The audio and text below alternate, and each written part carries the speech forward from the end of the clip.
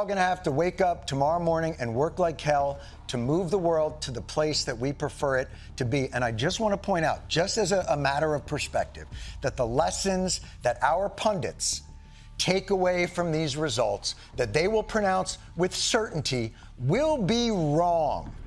When Jon Stewart announced he was leaving The Daily Show, it wasn't just the end of an era. It felt like the loss of a trusted voice. For years, he had guided audiences through chaos with humor and honesty. But behind the laughter, Stewart carried a heavy burden. What pushed him to step away from the show he had built into a cultural powerhouse? The truth is more personal and more complicated than anyone expected. Early life. If you're here, you probably know Jon Stewart made The Daily Show a cultural phenomenon. For 16 years, he wasn't just a host, he was a guide. With humor and clarity, he helped millions make sense of complex issues. He turned satire into a powerful tool for political awareness. But how did it all begin? Though known for his comedy, Stewart always had a serious side. On The Daily Show, he championed causes close to his heart, like veterans' rights. Over time, he felt he could do more for these causes outside the confines of a comedy show. After stepping down, Stewart didn't fade away. Instead, he became an advocate, even speaking before Congress. So, what drove this transformation? Let's look back at where it all started. Born Jonathan Stewart Leibowitz on November 28, 1962 in New York City, he grew up in Lawrenceville, New Jersey. His childhood was filled with curiosity, humor, and challenges that shaped his sharp wit and critical thinking. Stewart's father, Donald, was a physics professor, and his mother, Marion, worked in education. When he was 11, his parents divorced, a difficult event that left a lasting impact. As a child, Stewart faced racist bullying. Comedy became his escape, a way to process pain and find resilience. This coping mechanism would later become his greatest strength. At Lawrence High School, Stewart stood out as both a student and an athlete, especially excelling in soccer. Despite his academic talent, he gravitated toward humor to navigate life's challenges. During these years, his unique comedic style, marked by sarcasm, irony, and self-deprecation, began to take shape. It was the foundation for the voice that would later captivate a nation. College years and early career. After high school, Jon Stewart went to the College of William and Mary in Virginia. He started as a chemistry major but quickly lost interest. He switched to psychology and earned his degree, though he struggled to find steady work afterward. These years, however, shaped his humor and outlook on life. In college, Stewart discovered a love for comedy through theater productions. After graduating, he took on various odd jobs. He bartended, worked as a puppeteer for children with disabilities, and managed contracts for the City University of New York. In 1986, Stewart returned to New York City to chase his comedy dreams. He dropped his last name, Leibowitz, and became Jon Stewart. Part of this decision came from wanting a simpler name and discomfort with how his Jewish heritage was perceived. Like many comedians starting out, Stewart faced tough times. He performed late-night sets in small clubs, often to sparse crowds. His routines, filled with sharp observations about culture and personal experiences, began to catch the attention of New York's comedy scene. Slowly but surely, his dry wit and unique voice started to make him stand out. Breakthrough. The Jon Stewart Show. Jon Stewart's hard work eventually paid off. By the early 1990s, he was making regular appearances on stand-up shows like Caroline's Comedy Hour and The Comic Strip. His big break came in 1993 when MTV hired him to host The Jon Stewart Show. The show was one of MTV's first attempts at a late-night talk format. It quickly developed a cult following. Viewers loved Stewart's quirky humor and relatable charm. Though the show only lasted 2 seasons, it established Stewart as a rising star with a unique comedic voice. During this period, Stewart began guest hosting on other late-night programs. He even filled in for Tom Snyder on The Late Late Show. His easygoing personality and sharp wit made him a popular choice for these gigs. One of his biggest influences, David Letterman, noticed his talent. Letterman offered advice and mentorship, helping shape Stewart's comedic approach. Stewart has often credited Letterman for inspiring his blend of sarcasm, genuine curiosity, and self-deprecating humor. These elements became central to the style that would later define his career. Hollywood ventures. Jon Stewart's growing TV presence caught Hollywood's eye. He began exploring writing and acting, landing roles in shows like Spin City and films like Mixed Nuts, 1994, and Playing by Heart, 1998. Despite his efforts, his acting career never gained much traction. Stewart soon realized his true strengths lay elsewhere. Hosting and comedy were his natural talents. Over the years, he's joked about his short-lived Hollywood experience, admitting acting wasn't his strong suit. His humor and wit shone brightest when he was behind a desk, not in front of a camera on a movie set. The Daily Show, a new era. In 1999, Jon Stewart got the chance of a lifetime. Craig Kilborn stepped down as host of The Daily Show, and Stewart was offered the role. The show needed a fresh perspective and a new direction. Stewart eagerly accepted and set out to transform it. Under his leadership, The Daily Show took on a sharper political tone. It moved beyond mocking news formats and started tackling real issues. Stewart's humor targeted politicians, the media, and cultural hypocrisy. His biting commentary stood out, especially during key events like the 2000 presidential election, 9/11, the Iraq War, and the 2008 financial crisis. The show became a satirical force thanks to Stewart and his talented team. Writers and correspondents like Stephen Colbert, Samantha Bee, and John Oliver added their unique voices. Together, they turned The Daily Show into a must-watch program for politically aware viewers. Stewart's bold, unfiltered approach earned him a loyal fan base. The Daily Show became more than just comedy. It shaped how a generation saw politics and the media. Through interviews with politicians, activists, and journalists, Stewart tackled complex issues in a way few other shows dared. His mix of humor, skepticism, and sincerity resonated with young audiences searching for news that entertained while informing. The show's success brought Stewart to the forefront of television. The Daily Show won numerous Emmys and changed the way people viewed satirical news. Stewart's influence stretched beyond comedy, giving satire credibility as a platform for meaningful critique. One defining moment came in 2004 when Stewart appeared on CNN's Crossfire. There, he criticized the show's partisan style, calling out its lack of journalistic integrity. His remarks were so impactful that Crossfire was later canceled. It was a clear sign of Stewart's commitment to honest media and responsible storytelling. The exit, burnout, and frustration. In 2015, Jon Stewart decided it was time to leave The Daily Show. For 16 years, he had been on air 4 nights a week. Behind the humor, the job demanded countless hours of research, writing, and filming.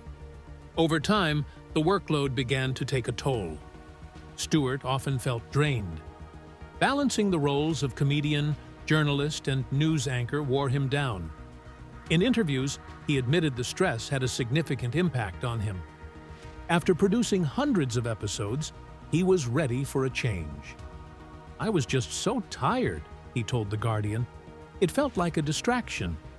My emotional investment was too much." His perfectionism added to the exhaustion. Stewart was deeply committed to keeping the show sharp, timely, and relevant. Covering years of political turmoil during the Bush and Obama administrations left him frustrated. He often criticized American politics, voicing his discontent with its state. Over time, he grew weary of the repetitive patterns in the political and media worlds. Sensationalism, blame, and anger dominated the headlines. Before stepping away, he famously said he was tired of being angry. This revealed how deeply the daily grind and difficult topics affected him. Eventually, Stewart felt the show was no longer a fulfilling challenge, but a draining routine. His decision to leave came from a desire to step back, recharge, and find something new. The choice marked the end of an era, but reflected his need for balance after years of relentless dedication. Return to television. After leaving The Daily Show, Jon Stewart stepped back from the spotlight. He took time to recharge and focus on personal projects. However, he eventually returned to television with The Problem, with Jon Stewart on Apple TV+. This new show dives deep into social and political issues, offering thoughtful and detailed discussions. It's a continuation of Stewart's commitment to tackling difficult topics, but in a new format. Stewart's dissatisfaction with the media had long been a major factor in his work, and his decision to leave. Throughout his time on The Daily Show, he criticized American media, especially cable news networks like CNN, Fox News, and MSNBC. He called them out for sensationalism, bias, and prioritizing profits over public service. He believed their reporting often lacked context, misled viewers, and worsened political divides.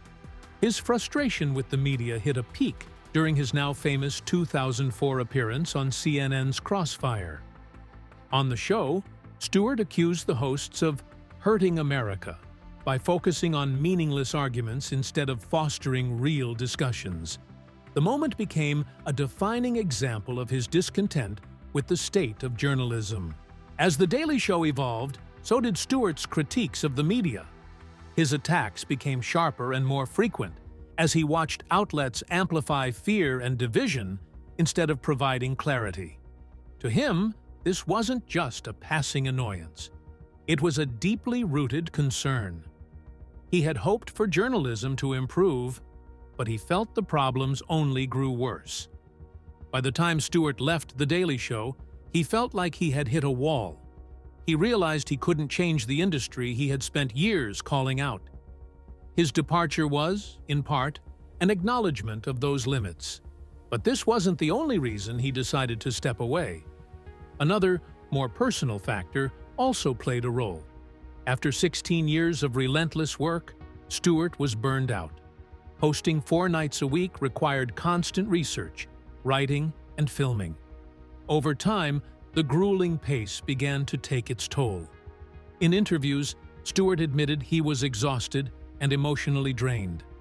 "I was just so tired," he said. "It felt like a distraction. My emotional investment was too much." Stewart had also grown weary of the repetitive patterns in politics and media. He described the constant cycles of sensationalism, blame, and anger as exhausting.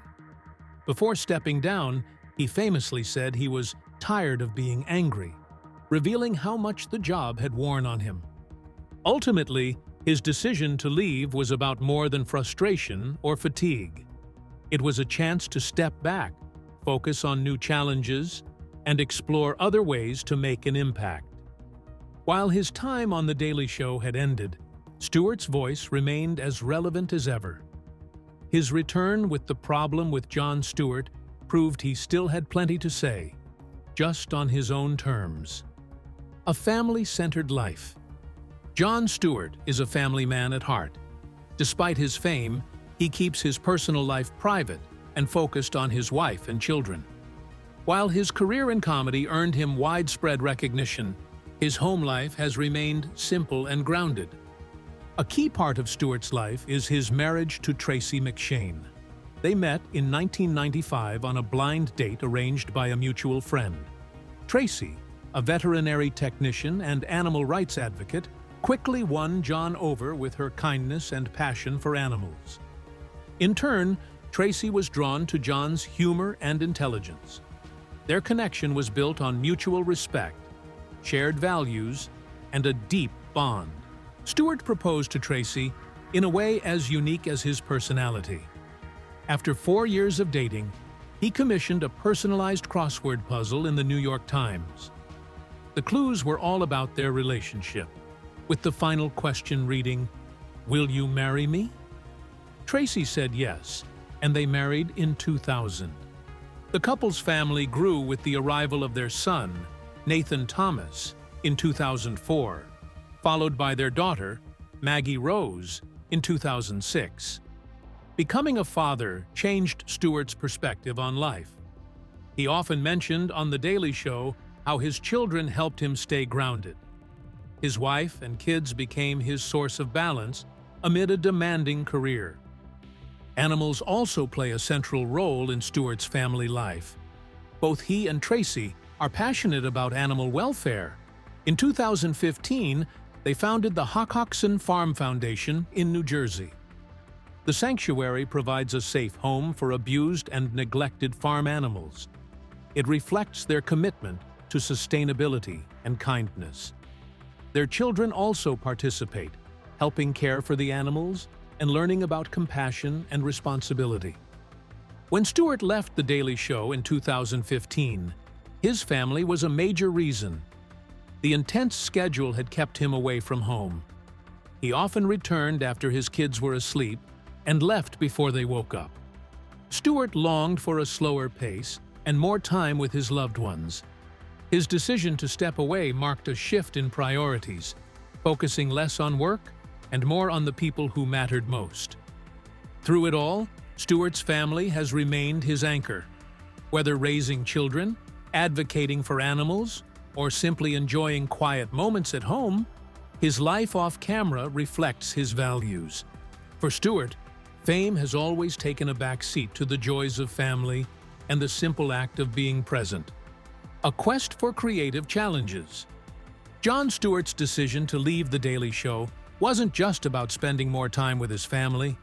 It was also about finding new creative opportunities.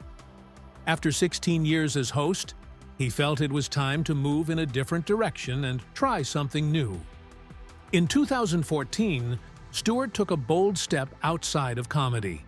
He directed Rosewater, a serious film about a journalist imprisoned in Iran. The project marked a major shift for Stewart, showcasing his interest in dramatic storytelling.